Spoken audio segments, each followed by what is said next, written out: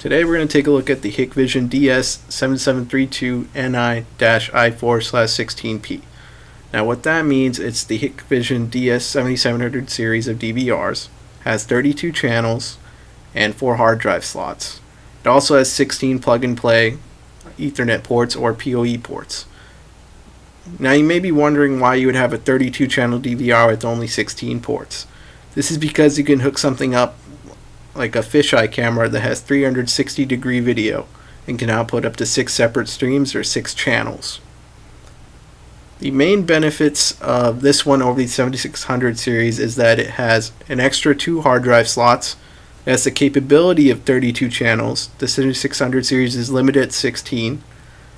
And it has 1 extra USB port. Other than that, the HDMI, it also outputs over 4K. The VGA is 1080p. It does have a few more alarm relays on the back, but a lot of people don't use those. Both have 12 megapixel recording. The bandwidth is the same on the 16 channel models. On the 32 channel models, obviously additional incoming bandwidth for the extra channels to accommodate the 16 extra streams. Another big benefit of the 7700 series is that it is rack mountable. It is standard rack width. It is 1.5 rack units tall. This might come in handy, a little gap to run the wires behind it, but I would have preferred if it were 1U or 2U instead of being in between. Now we're going to open up the box and take a look inside. Here I have the DVR next to the 4 hard drives I intend to use. These are WD 8TB purple drives, which are designed for surveillance and recording. So let's go ahead and open up the box. It's pretty well packaged. The net retail box matches all the Hikvision colors, white and red. It has high quality foam on the inside. So I'm going to pull this out here, set it aside,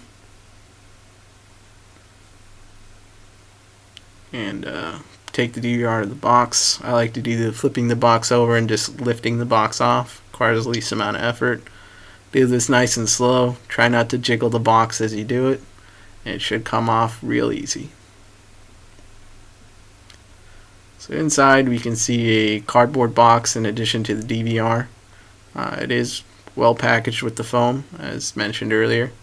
So inside the cardboard box we have what looks like SATA cables.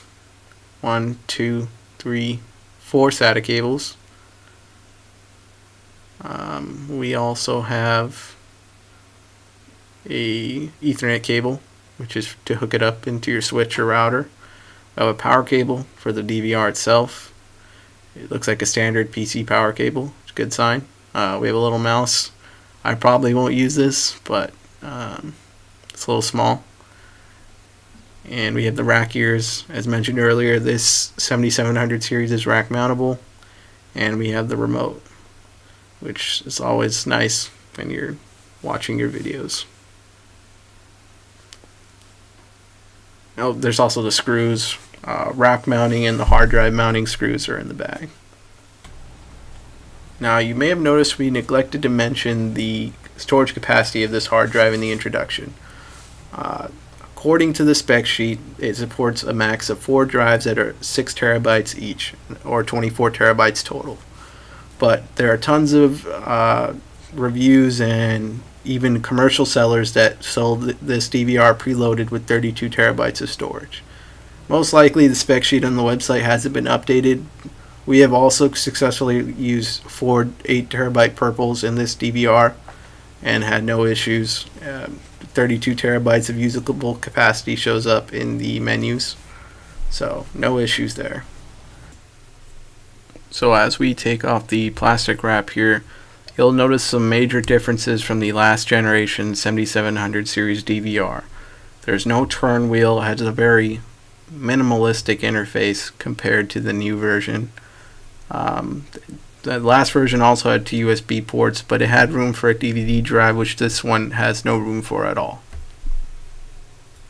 Another difference in this generation is that it has a USB 3.0 port on the back instead of USB 2.0, so that's a very welcome addition when you're moving large surveillance files to external media. It's interesting to see the direction that Hikvision has taken with their new 7700 series DVRs. They've cleaned up the front by removing the DVD drive and the knob and just left simple touch buttons.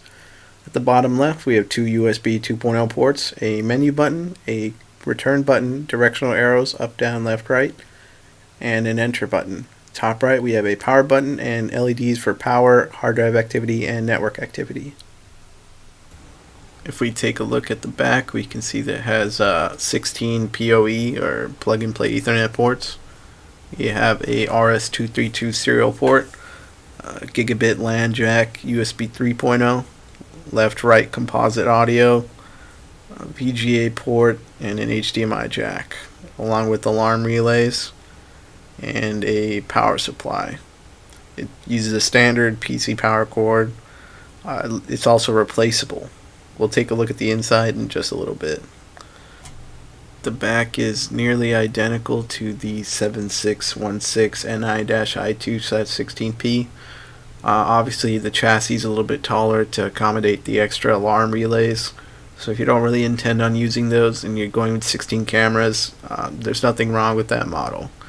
Again, my main reason for going with it was that I wanted 32 channels and I wanted the ability to have 4 hard drives internally. I believe you also have the ability to add net storage or use a NAS device to save video. On the inside, you have room to install 4 hard drives. In ours, we use 4 8TB WD Purples. However, according to Hikvision, the max supported is 4 6TB drives, but we had no issues using these 8TB Purple drives. It could just be that the manual is outdated and hasn't been updated. Take a look, we can see it has a removable power supply, which is good. It's replaceable. You have the motherboard, which has dual flash chips for the operating system, which should come in handy. Take a look here, we can see that it has 4 SATA ports. We're using all 4 in this example. Did a little bit of cable management. There is a 5th SATA port, but I'm not sure what that's for. Maybe it's for troubleshooting or diagnostics. There's a fan off to the side, which you can replace with a quieter one if you want. And we have the Delta power supply in the corner, which is also replaceable if something goes wrong.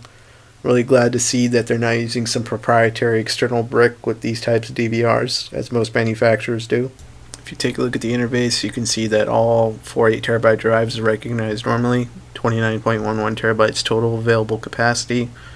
Roughly 1 terabyte per channel is what we were going for.